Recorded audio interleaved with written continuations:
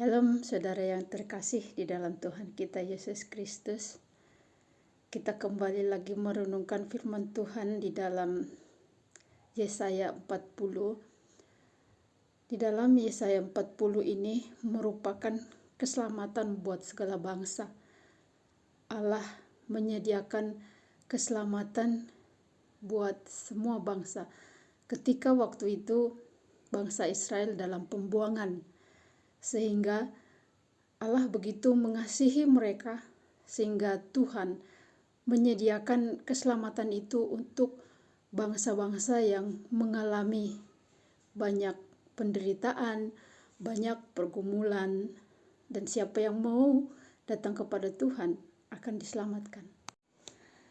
Di dalam Yesaya 40 ini merupakan keselamatan untuk bangsa-bangsa yang di dalam pembuangan dan merupakan berita kelepasan. Tuhan akan memberikan penghiburan kepada umatnya. Itulah yang difirmankan oleh Tuhan.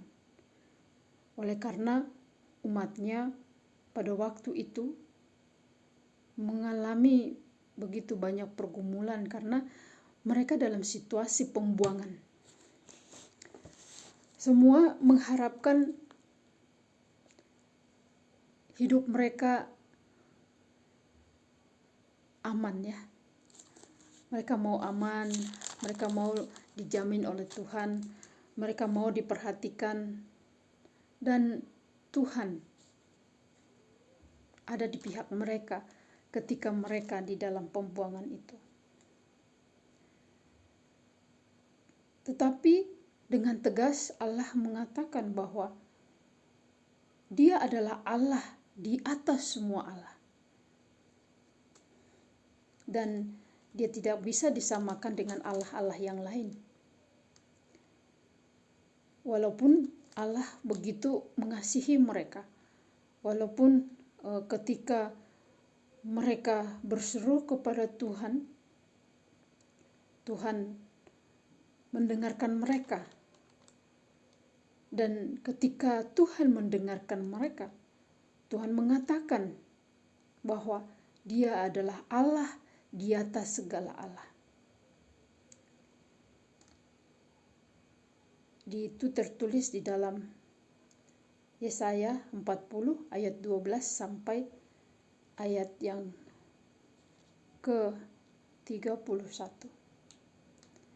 Tuhan menyatakan siapa Dia kepada bangsa Israel pada waktu itu.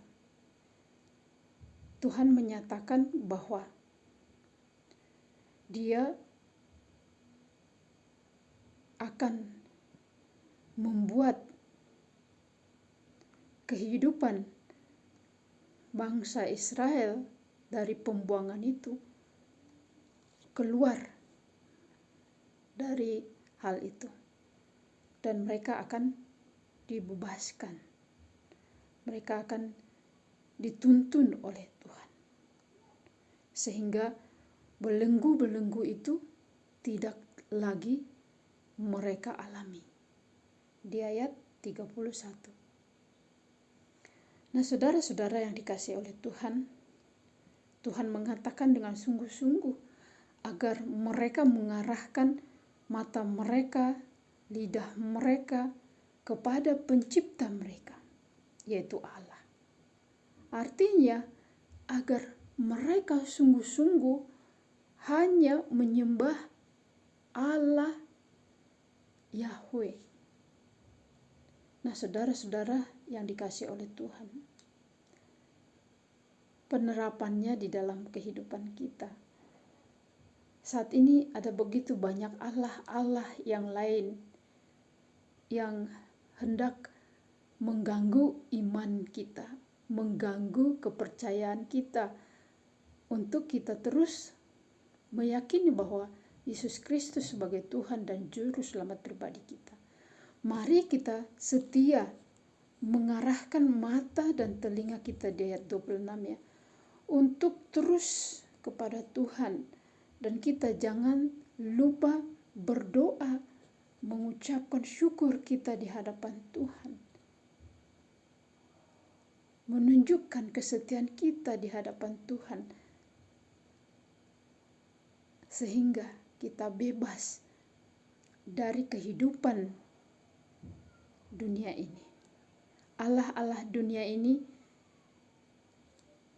mari kita tengking dan kita jadikan Allah di dalam Yesus Kristus yang bertahta di dalam kehidupan kita. Banyak tawaran di dunia ini saat ini yang menjadikan itu menjadi yang menggantikan Allah kita. Oleh karena itu, mari kita tengking itu, kita arahkan hati dan pikiran kita kepada Allah yang sesungguhnya, yaitu Allah di dalam Yesus Kristus Tuhan kita, yang senantiasa menuntun hidup kita ke arah yang membawa kita di dalam keselamatan terus-menerus di dalam Dia. Tuhan Yesus memberkati.